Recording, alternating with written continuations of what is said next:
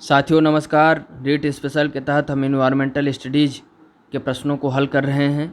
आइए कुछ और नए प्रश्नों को देखा जाता है। तो पर्यावरण दिवस आप सब जानते हैं 5 जून। पौधे में प्रकाश संश्लेषण क्रिया किस रंग में सबसे अधिक होती है? तो पौधे में प्रकाश संश्लेषण क्रिया जो है लाल कलर में सबसे अधिक मात्रा में होती है।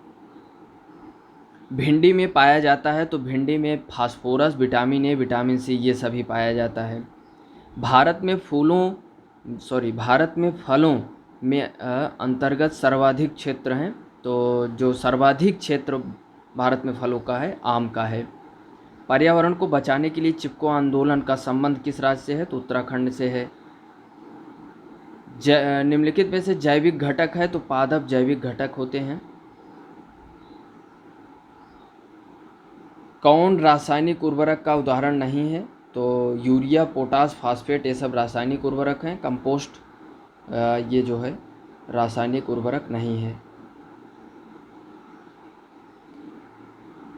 क्योंकि हमें जो है ज़्यादातर गोबर से बनी हुई खाद का प्रयोग करना चाहिए, जिससे जो है खेत की उर्वरा शक्ति भी बढ़ती है और साथ ही साथ जो भी कुछ उत्पादन होता है वह भी उसमें सुपोषण और पौष्टिकता का स्तर बड़ा होता है रासायनिक उर्वरकों के कंपैरिजन। भले ही उत्पादन में थोड़ा बहुत का अंतर आ सकता है। हमारे पर्यावरण में किस गैस का सबसे अधिक सांद्रण होता है?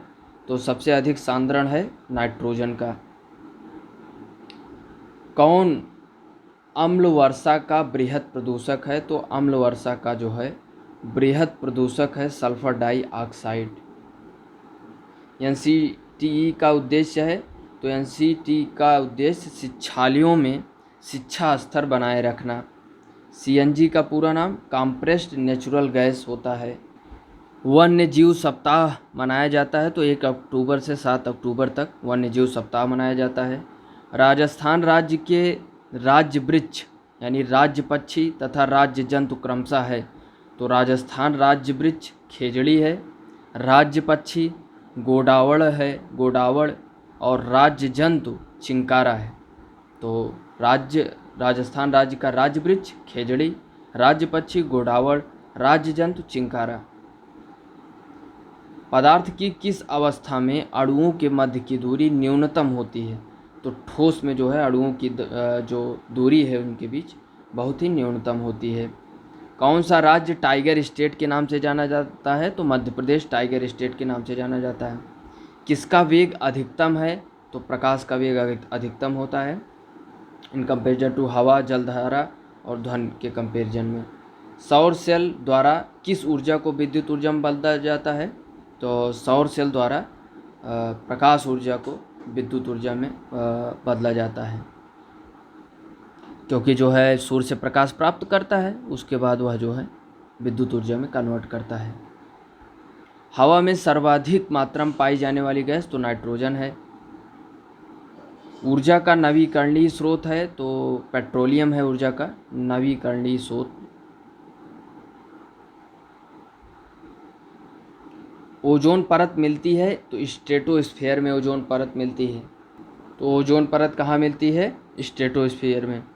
तो ऊर्जा का नवीकरणीय स्रोत तो ये नवीकरणीय यानी नवीनतम हो जाए तो ये जो है, जैसे इसमें तो कोई विकल्प पौधे है, पौधे नवीकरणीय स्रोत है। सूर्य से प्राप्त ऊर्जा नवीकरणीय स्रोत में आता है।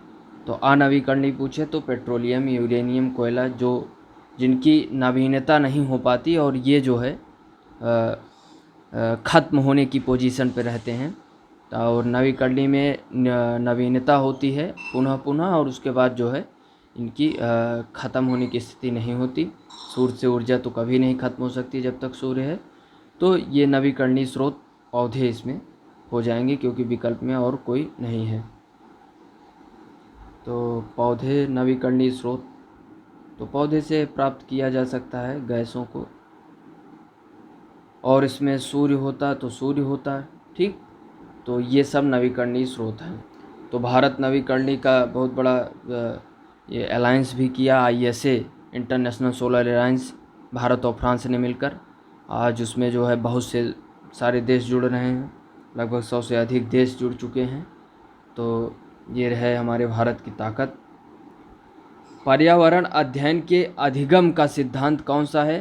तो आवश्यकता का सिद्धांत, उपयोगिता का सिद्धांत, जीवन से संबंधित होने का सिद्धांत। उपरोक्त सभी सिद्धांत जो है ये पर्यावरण अध्ययन के अधिगम का सिद्धांत है।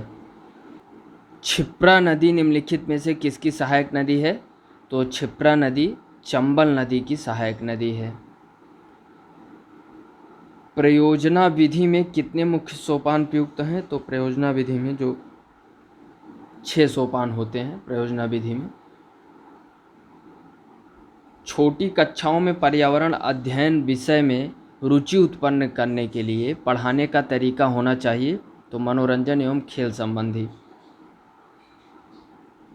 विशिष्ट से सामान्य का सिद्धांत निम्न में से किसमें प्रयोग होता है? तो आगमन विधि में यह प्रयोग होता है। कौन सी प्रक्षेपित सामग्री है? बुलेटिन बोर्ड, OHP, प्रतिमान, फ्लैनल बोर्ड। तो OHP जो है प्रक्षेपित सामग्री है।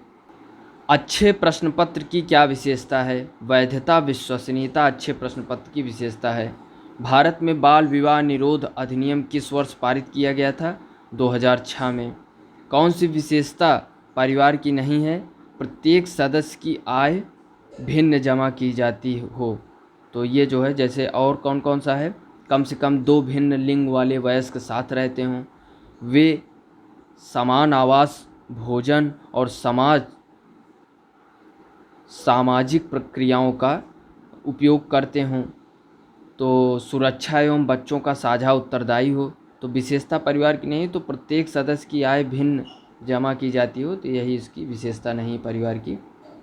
राष्ट्रीय बाल श्रम उन्मूलन प्राधिकरण की स्थापना कब की गई? तो राष्ट्रीय बाल श्रम उन्मूलन प्राधिकरण की स्थापना 26 सितंबर 1994 को की गई। तो यह रहा रीट स्पेशल के तहत इन्वायरमेंटल स्टडीज़ के कुछ महत्वपूर्ण क्वेश्चन जिनको हमने सीखने का प्रयास किया। आगे भी हम कुछ महत्वपूर्ण क्वेश्चनों को सीखने का प्रयास करेंगे। बहुत बहुत धन्यवाद। जय हिंद।